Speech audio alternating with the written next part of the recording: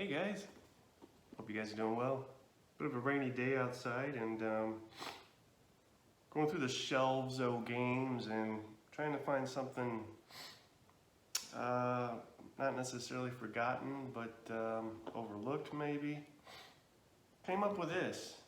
This is Team Yankee, of course based on the best-selling novel back in the day by Harold Coyle, I believe. An era when the Cold War was still hot. And this is one of those games that you could get at, if you go to the mall to say B. Dalton Books. I don't even know if B. Dalton's still around. This is something you would see on the shelf there. At the height, the apex of our war game hobby, when you could go to mainstream stores and find this stuff. I think you could also find a copy of Red Storm Rising on the shelf, among other things. Maybe Hunt for Red October. This is not a game that is overly complicated or complex. This is a game that would be fine as an introductory game for somebody who is just coming into the wargaming fold, or somebody who's been out of it for 1,000 years and wants to get back in. But you do need to like the modern era stuff in order to get anything out of this. So no World War II stuff going on here, etc. What you get with the game is 4 maps, and I'll bring you down to the map we'll be looking at primarily soon enough. 1 counter sheet, which I've already punched the necessary units for the scenario that interests us. This is a counter sheet. There is nothing fancy at all going on. Very functional, but it works. Same with the maps. Nothing fancy going on, but you have to remember this stuff is a bit dated. And I think they maybe even saved cost by not hiring better known wargame artists to do this. Functional map, and they get 4 of these, which is cool. Come with the game.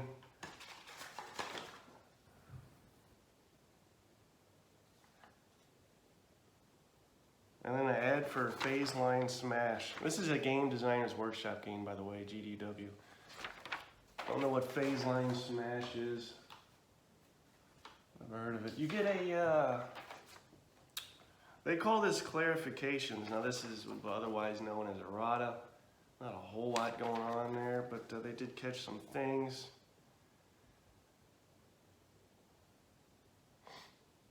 And you have, of course, a rule book. And as you go through the rule book, for instance, you'll get to page 5 and you're ready to play what we'll be looking at, scenario 1. So it's kind of a learn as you go programmed approach. By page 7 you're playing scenario 2. Page 8 scenario 3, which uses two linked maps. By page 9 scenario 4, etc. And there are, looks like 8 scenarios. There's scenario variants. And designing your own scenarios, which is always fun for the likes of myself and others. Even has a little point system that they've come up with here to purchase assets. Talks about scenario size, various generic forms of missions you can choose. Little page on learning how to play. And then you get to this other little booklet, which is your briefing book. So when it says, for instance, to set up in scenario 1, 3 T-72s, and there's no counter that has T-72 listed on the counter, what you're going to see is this. You have to determine what in the hey-hoo is a T-72. So you look at your handy briefing book here, and you find T-72 main battle tank. And based on the counter information, you compare that to the counter and determine that that is in fact a T-72. They do that for all of the Soviet equipment. They also do a brief Soviet organization breakdown. There's a tactics and hints on play. And then of course, as you would expect correctly, a U.S. organization breakdown, followed by U.S. equipment, which allows you to learn about and identify the various U.S. counters, additional units, and then the back is your charts. So the back is your combat results table, artillery table, morale table, elevation, artillery patterns, and terrain effects chart. That's it. All on one page. Now I wish they would have done a separate sheet for this, but again, I'm sure they saved a lot of money doing it this way. But that's how they did it. So that is on the back of the briefing book. And then I guess you do have another one on the back of the rules book, so no harm done. You can still flip through one and leave the other as is. So assuming I can breathe without hacking too much, I have ongoing allergy issues. Years and years and years. Most of my life I've dealt with that. Mostly food allergies, but also environmental stuff, so I hack a lot. Some days are better than others. Let's hope today's a better day. Let's run through the rules here. Not a lot to go through, but this is going to be along the lines of the Panzer Leader video I did. We're going to run through the rules a little bit, and go through maybe an initial turn, and again, kind of give you guys a bit of flavor, maybe help you decide if this is something you would be interested in or not. So again, modern combat, gives a little paragraph about that, talks about the maps, counters, rules, charts, dice, roll of a single six-sided die, which I forgot is not included in here, so I gotta grab one of those.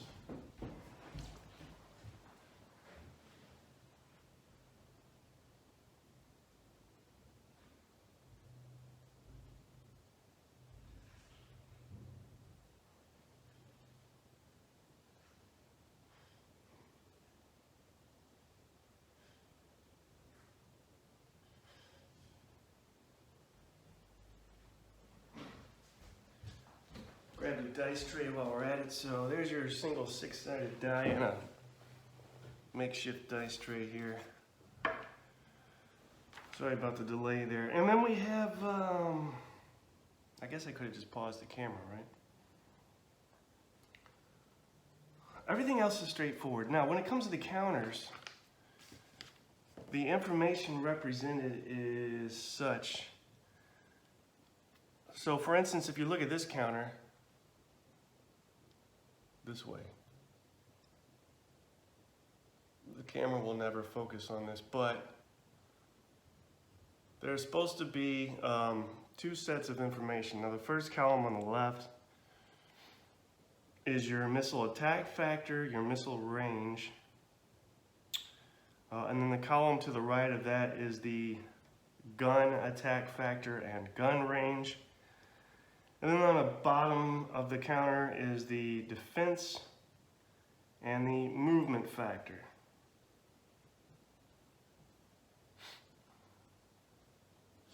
And all of that again should be self-explanatory. This is played in scenarios, short battle situations. Let's see, each turn consists of a player turn for each side.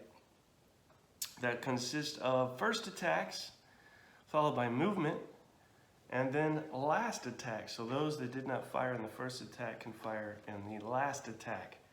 And then also during your move, you have opposing player enemy reaction fire, or op fire, if you will. The cat has joined us. Say hello. Goes over reaction fire. So again, any unit which does not move in its player turn can be flipped over, which will look like this when it's flipped over, to denote that it is able to conduct reactive fire. The scenario will indicate which player is the attacker and the defender, and the attacker in each scenario has the initiative, thus going first. Take that back. He has a choice of going first or demanding that the opposing player go first. Kind of like a shootout in hockey, right? Movement. I'm not going to go over that. That is nothing new going on there. Terrain types. Nothing new going on there either. Attacks. Your attack procedure. You're going to do an compare odds and roll based on the combat results table. What else? Any modifiers? Those would include, looks like just terrain effects are the only modifiers you worry about. Now, units in town and woods, it says add +3 to their defense factor, and that is the only modifier I am seeing other than range. A gun-armed unit attacks with double its printed attack factor if it is attacking at less than half its printed range. Standard range, no modifiers, and then extreme range. If unit is attacking no more than twice its printed range,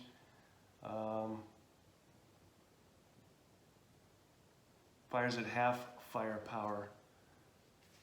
Gives you a little chart to denote those. A line of fire, you've got blocking terrain consisting of town hexes and woods, go figure.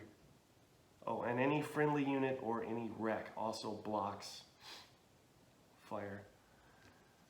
Reaction fire, anytime during the move phase, a unit in a firing position can reaction fire against an enemy unit which has been spotted, to which can be traced a line of fire and which is within range. Now don't let spotting fool you, because there's nothing going on with spotting, at least in this introductory scenario, the details of which I will get to momentarily. Ooh, look at this. We have, once you get to scenario 3, you're dealing with chemical warfare. Mines in scenario 2, smoke. How about that? Air units in scenario 4. So the toys and the detail ups accordingly each scenario. Of course, artillery, entrenchments. And then, oh, okay, so once you get, spotting will be worked into scenario 2, as will morale. Those are not dealt with in the introductory scenario. All right, so, sorry about the digression. So yeah, reaction fire against moving units. Facing, it does deal with facing on here, and as you would expect, with vehicles, are typically armored more heavily toward their front, it says, and they are correct. Attacks against a vehicle's flanks are computed against its flank defense factor. Vehicles with a defense factor of more than 2 have a flank defense factor of 2. So that would be your, in this scenario, T-72s and M1s. And the missiles have several restrictions on their use, which gun-armed units do not. Missiles cannot attack beyond the range printed on the counter. Can never be used to attack units in the same hex, and are never doubled or halved due to range effects. So what you see is what you get with missiles. Briefly, we'll go over the attack results. You can have a destroyed result, damaged, or pinned. And then hits on stacks. whenever your result is called for against a stack of units, the particular unit which is affected is determined randomly. For example, 3 tanks are in the same hex, and 1 kill and 2 damage results are called for after an attack. You're going to roll a die and randomly determine that. There is the potential to escape from destroyed vehicles. Okay, so, and that is for mounted units. Now, with the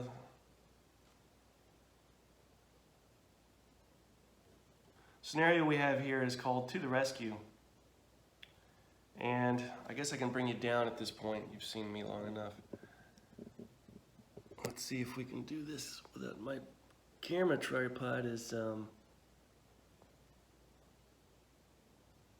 seen better days, and I'm trying to determine if this is too dark or what with the lighting. Hopefully you guys see what's going on here. So what we have here is the remnants of a U.S. recon company whom are desperately fighting for survival against a Soviet advanced guard. Just as all seems lost, U.S. tanks come charging to the rescue. Well, that would be 2 M1s. 2 M1s will be coming from this side, and the Soviets will be attacking from this side. The Soviets, here's your objective. The Soviets must secure the village. The U.S. is attempting to deny them the village. Securing the village, I guess, would entail vacating the U.S. units from it. Initial conditions: the Soviet player is the attacker and has the initiative. The U.S. player sets up first, which I've already done, and there wasn't a lot of option there. They basically want you to set up within the village, and these are the 4 units I have to start with until the movement phase, when the M1s come to the rescue. So I went ahead and set those up in the village.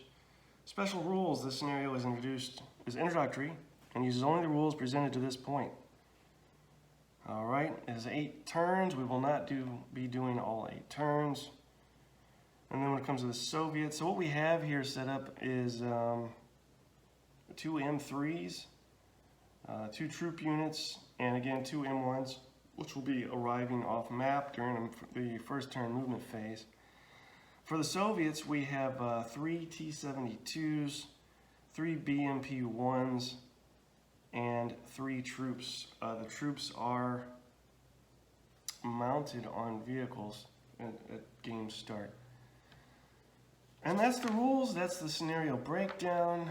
Again, a lot of the flavor will come out in this as you progress scenario to scenario. Still worried about the lighting here. See how it goes. All of the lighting in this house is suspect.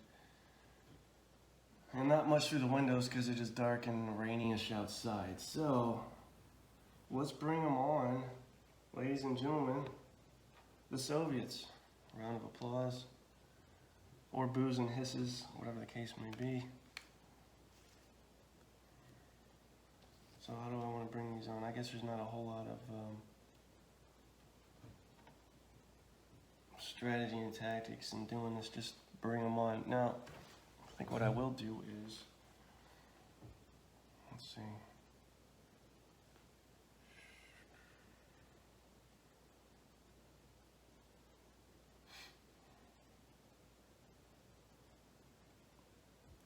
You know, it's funny because they give you the option of allowing the other player to go first, but there's nothing for them to do, so that's a moot point.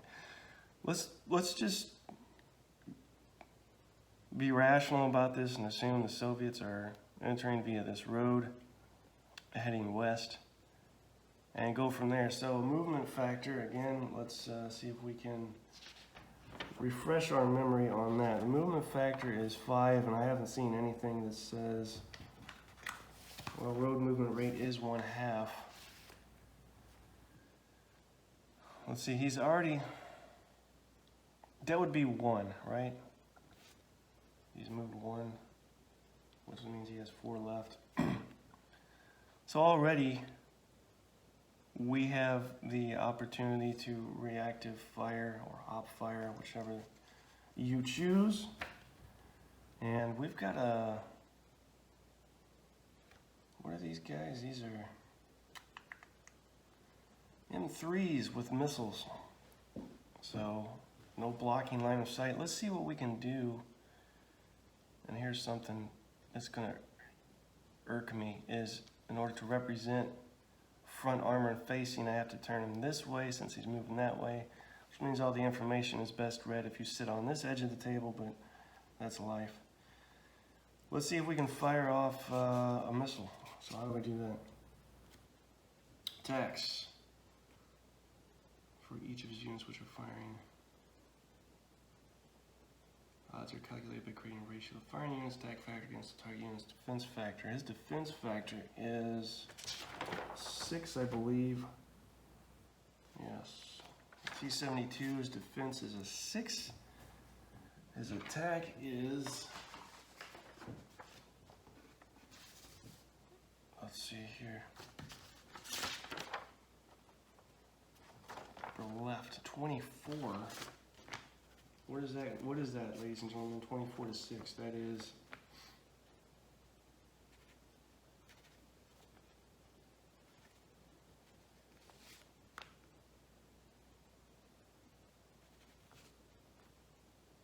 I guess we could call that 3 to 1, effectively.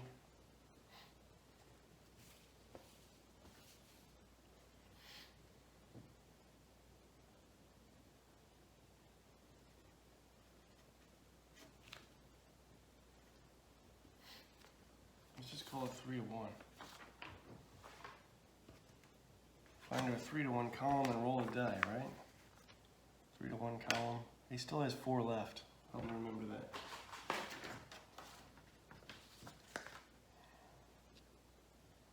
We roll a 2 on a 3 to 1 column and get he's gone. Done. Out of here. Missile blew him up. And that was that. All right, next. It's going to be harder for this other M3. Is that what they are? I keep forgetting M3s. What the hell is an M3? Is that a Bradley? Are Bradleys M3s? It's going to be harder for this other M3 to fire because in entering the same way as his predecessor did, he doesn't have line of sight. But this infantry unit does, and they do have missile capability. You know what? I think I messed up. Hold on. I think I did, yeah. That guy was out of range, so let's start over. Learning the game, folks. All right, so that would be 1. Well, he really would have only gotten here, and then it would have been the same thing, so we'll just leave it be. But bit premature on the firing. Next one, again, they have a same range.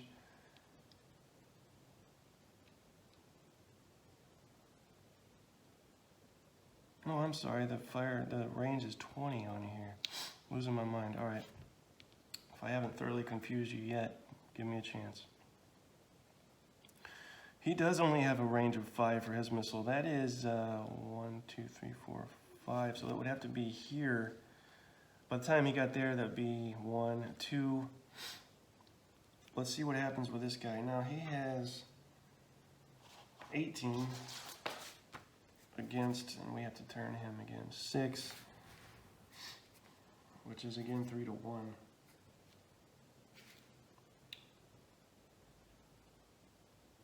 And I guess the other one should have been 4 to 1. Sorry guys, 4 to 1. But this will be 3 to 1, and math. Let's roll the die. We get 1. This guy's also gone. How about that? Isn't that something? And that leaves this guy 1. What's his movement? 5. So we've lost 2 T-72s due to reactive missile fire. We have 1 T-72 left. Nobody else has line of fire to shoot, so he's in the clear. 5. 1, 2, 3. Let's just go right here. 4. Move there. And then we've got our guys here. 6. 1, 2, 3, 4.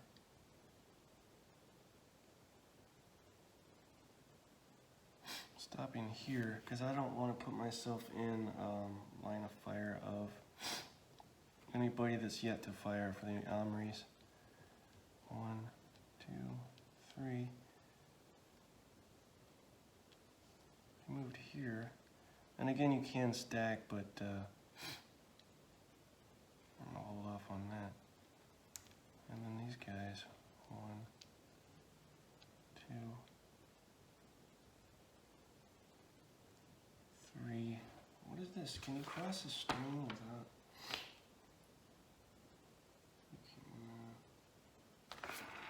You can only cross at bridges, so let's start over here. 1, 2, 3, 4.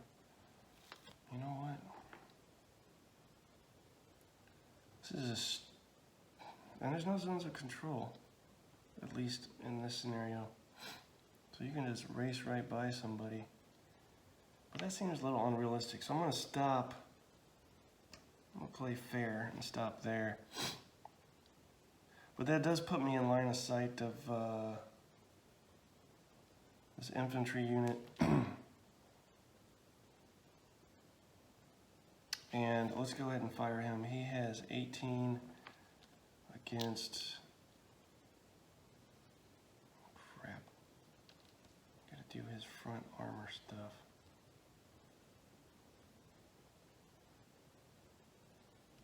His front armor is 2. Right? Yep. With a front armor of 2. Nope. Front armor of 1. Why did he have? Okay. Facing adjustment. My tweezers in the other room. So he only has a defense of 1, which is terrible. Let's see what we got here. And he's firing. There it is. Stuff. At what is it? Is it 5? Nope. It's one above that, so that would be 18. Jesus. 18 to 1. I think this game might be broken. That's a harsh thing to say, but he's gone. What about the let's see. I have to determine if now the vehicle is definitely gone, but the guy is mounted on top.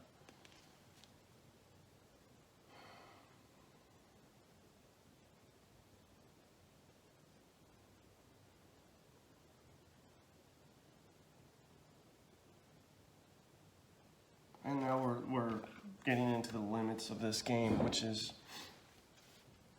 a demonstration of its weaknesses. There's clarifications that I need that I'm not seeing. So again, I've destroyed with this missile unit this this BMP. And I guess common sense would say the guys riding on it will also be destroyed. Hit on stacks.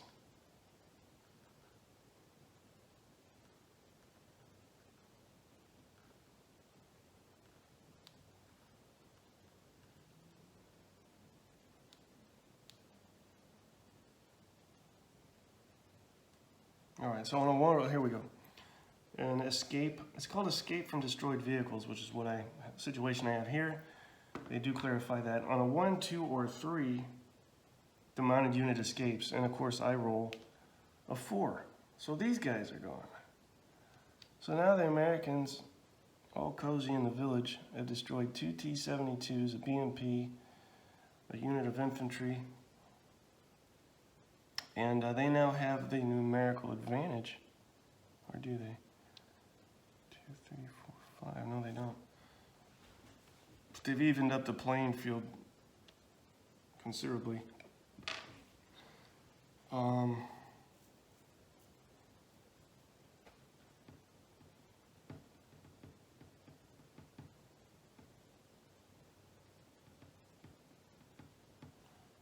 know what?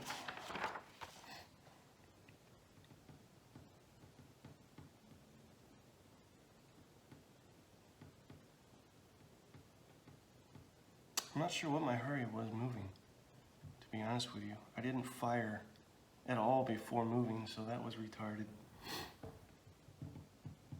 So the game's not broken, I am. Why did I not fire before moving? Anyway. Now it's last attacks. Follow the sequence of play there, Jay.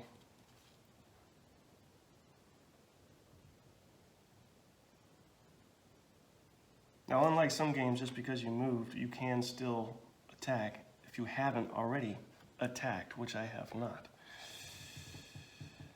Ooh, and I also forgot a couple modifiers for being close range. Wow. All right. Let's start with this T-72 here, and he has an attack strength of 10. However, close range, and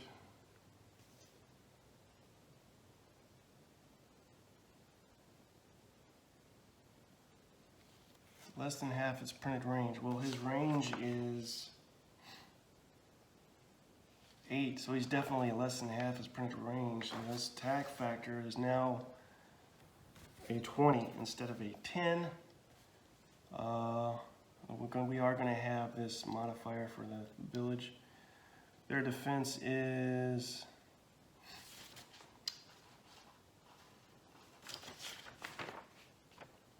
a 2.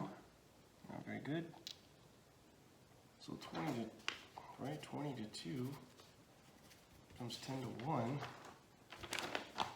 However, we do have this added to defense of units against direct fire attacks. So that is actually 10 to 4. Yeah. So now it is, let's call it 2 to 1. So this T-72 firing here at 2 to 1. It's a 4 is DP, which is damaged and pinned. Well, pinned would be for troops only. There's no troops there, so he is damaged. Now we need a damaged counter. Not a damaged counter as such, but a counter that represents a vehicle damage.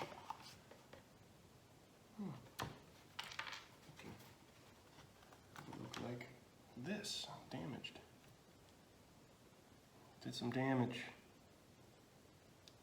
And I really got to start doing these facings correctly.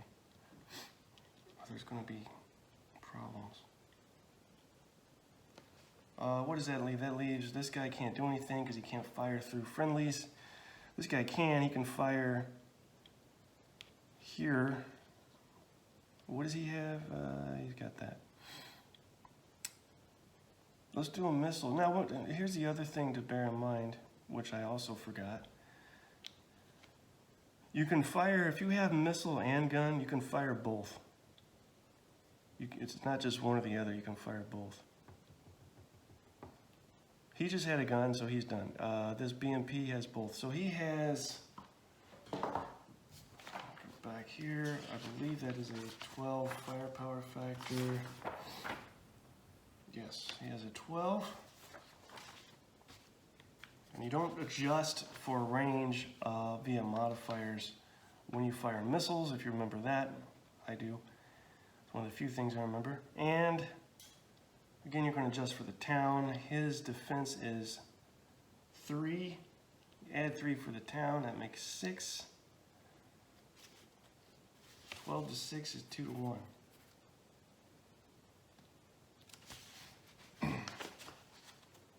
2 to 1, roll 1d6. 2 to 1 with a 1. He's gone. This unit is gone, this infantry unit. And I think that is effectively the end of the Soviets' horrible turn 1, not firing before moving. My fault. Among other things that I've already forgotten. So that goes to the Americans now. Now, since they reactive fire, does that preclude me from firing in the following turn? That's my question.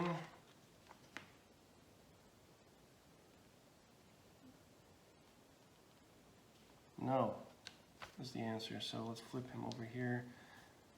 Flip him back over. What does damaged entail here, huh? Let's find that out. I have a damaged M3, and don't let me forget to bring the M1s on. I will definitely forget to do that. They come on during the movement phase this turn. So M3s, well, rather, damaged means you can't move. Can still fire, but its attack factor is halved. If I get damaged again, I'm gone. So, obviously I'm going to fire. Let's fire a missile. Well, how can you have a missile, though? Alright, whatever. Normally that'd be 24 on the missile. It is 12. There is no range adjustment modifiers. That becomes 12 to 6.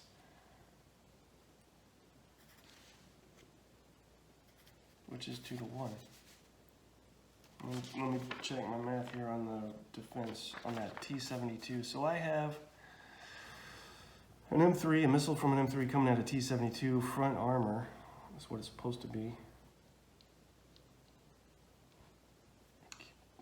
Yeah, that's it, front armor. Let's see what happens. 2 to 1, 1 dice 6. We get a 5. That is pinned. Troops only. Well, the troops are on the mounted on the deal there. Mounted on the. Why are they mounted on that?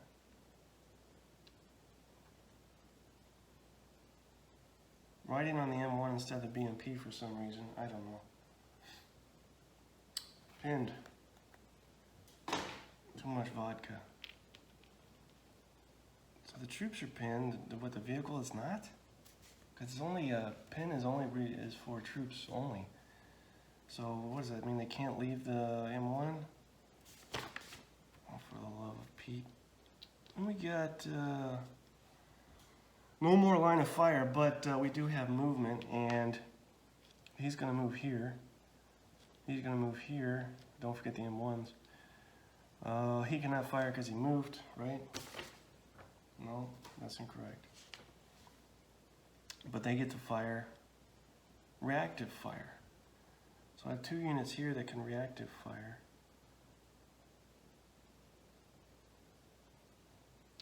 Yeah. Also, wait, I forgot the gun factor on this guy. So let me back up.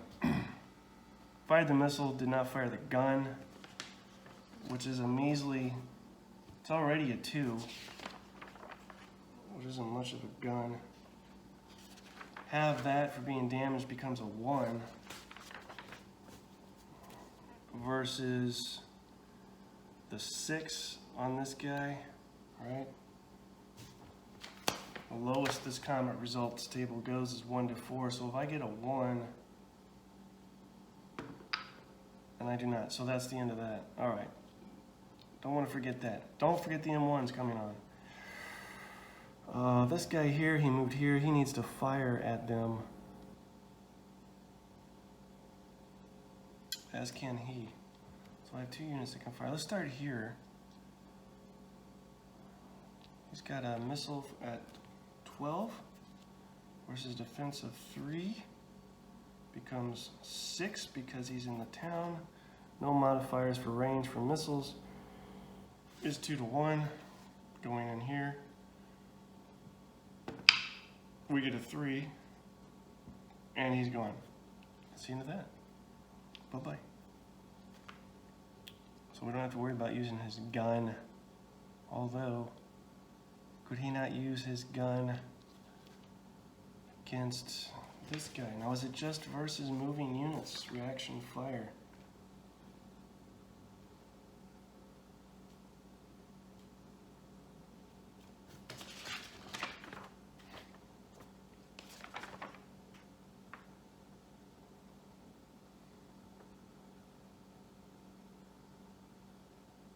Now, in the more advanced scenarios, we'd be spotting these guys to fire at them. Let's see here. I'm gonna say yeah. I'm gonna say he can take the shot. Gun factor of 3, and his range is 2, so no modifiers there. Against his, he's already damaged. Does his defense go down? No, it does not. So he has a defense of what? 2? Is this 3 to 2? Jesus.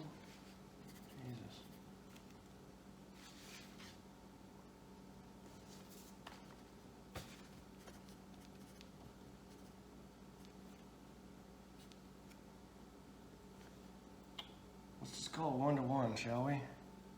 Going in here. There's a 4. If I have any troops here, they're pinned. I do not, so that's a moot point. All right, and then we have. You know what? I should have moved these guys first to give these guys a chance to fire at him, although he still can. We need to bring these M1s on, and their movement factor is 8, I believe. Movement factor 8, yes. Road movement, yay. 1, 2,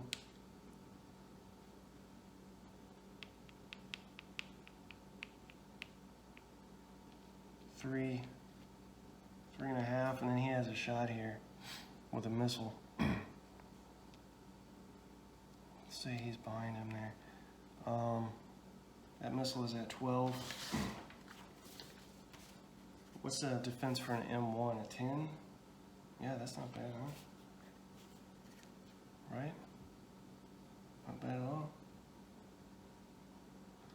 So that's 1 to 1.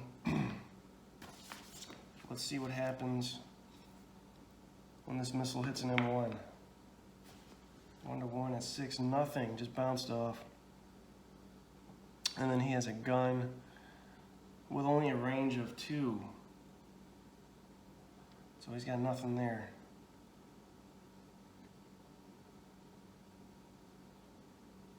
One, 2, 3, 4, 5, 6, 7, 8. Put him there. Facing, we need to pay attention to that. Let's see. Let's go like this. Can we do that? Why not? Let's do that. And then that would be the end of, no, it wouldn't. That's the end of the movement phase. And we have the last attacks for the Americans.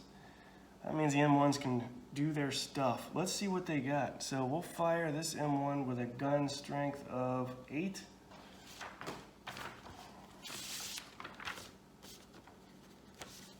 And we'll fire him right at this guy here. This already, well, the infantry are pinned, but his defense, this T-72's defense is 6, front defense. Is this 6? 6. No terrain advantages. However, we have a range of 10, and he's well within that, so he gets double for being less than due day. 16 to 6 is what it amounts to, and that is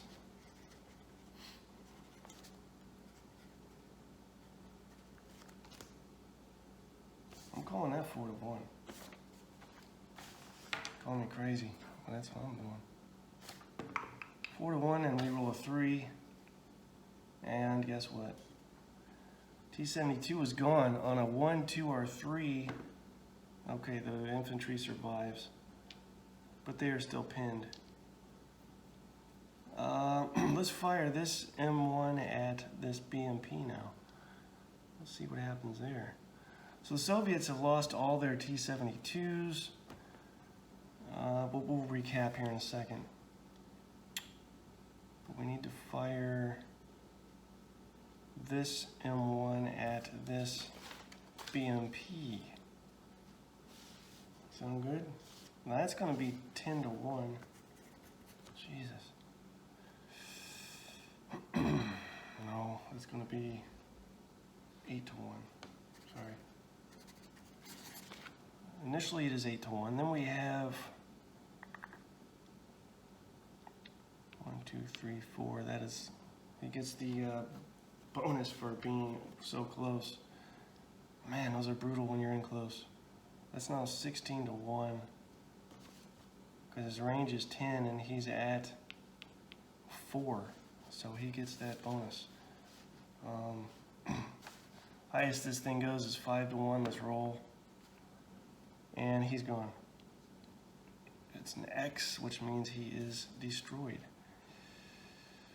Last attacks.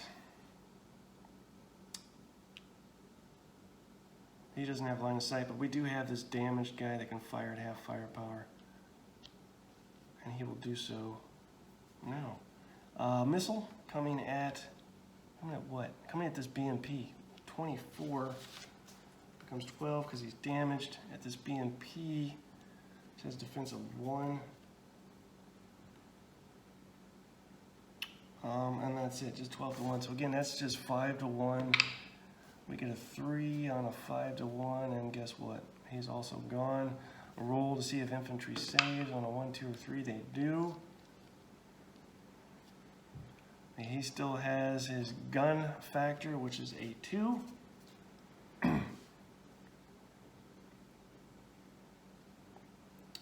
And does he qualify for the range bonus? Range distance, half or less. Yes, he does. That becomes a 4 versus their infantry defense of 3. It's a little bit harder to clean up infantry.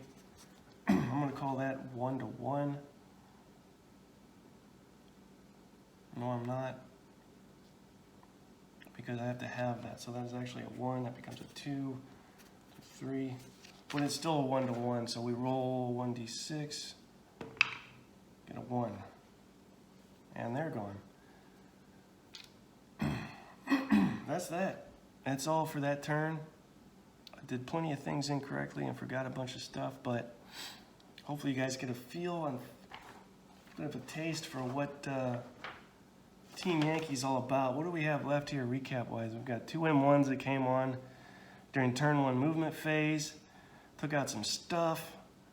A little bit of rearranging, consolidating in the village for some M3s. I got 1 damaged M3. If he gets damaged again, he's gone. I lost all my infantry, that is to say the Americans, and have another M3, which is fine. So I'm calling it American victory, even though I don't know what these guys can hope to do, this lone infantry unit.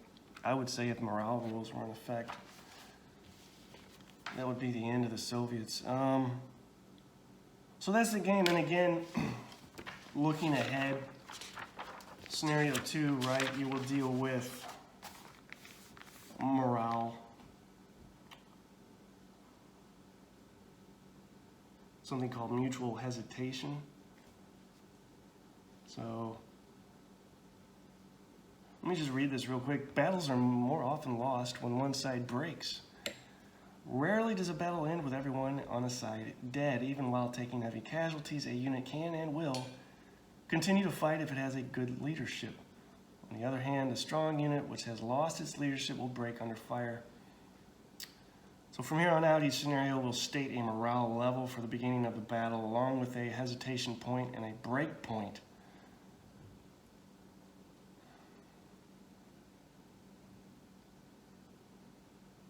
When morale point losses bring a side to its hesitation point, it loses the initiative if it has it.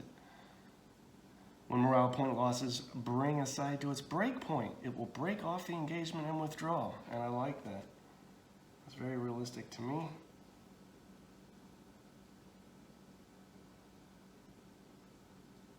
Then you get into spotting, concealment, dummies, entrenchments, artillery, and that brings you to scenario 2. And then after scenario 2, you deal with limited visibility, smoke, mines. It brings you to scenario 3. You get some special vehicles and deal with chemical warfare. Briefly, chemical warfare attacks are effective only if the targets are not equipped and prepared for their effects. So if you catch them with their pants down, you can do some damage. Chemical warfare attacks are delivered by artillery. When a chemical artillery attack is delivered, all units for both sides must button up and take protective measures. These measures degrade combat effectiveness for both sides. Well, maybe. After a chemical attack has been delivered, all fire attacks are reduced 1 odds column. I mean, it's a game, right? Scenario 4. And then after scenario 4, in preparation for scenario 5, you get air units such as helicopters, such as warthogs. Ooh, and then some special rules of Bannon. You get the commanding officer Bannon from the book. Limited ammo, reactive armor. So the game really starts beefing up again the more deeper you go into it. I liked it. Looks like that's all the rules, and then scenario 5, 6, 7, 8 are just boom, boom, boom, boom. Nothing new, just everything you've learned up into scenario 5. And when you get through all those, like I said, you can design your own scenarios. And that's pretty much the game. Hope you guys enjoyed that. I don't know how the lighting was down there. I guess I'll find out soon enough. But again, that is Team Yankee. When did this game come out? This came out in 1987. My God. How old was I in 87? Well, I was born in 73, so I was 10. What, 14? 14 years old, hanging out at the bookstore, looking at these games going, I want, I need, must have. When you could still go to bookstores and toy stores and get games. Team Yankee, I love the box art, by the way. And it's, I don't think it's anything different from the novel, but I think it's great. You know, less is more a lot of times. For some games, they got so much going on, it just detracts from the overall thing they're trying to accomplish. That's the game. I mean, it's not awful, and it seems like you really need to stick it out and learn each scenario and make your way through to get to the more beefier, meatier stuff. So, talk to you guys next time, and stay safe.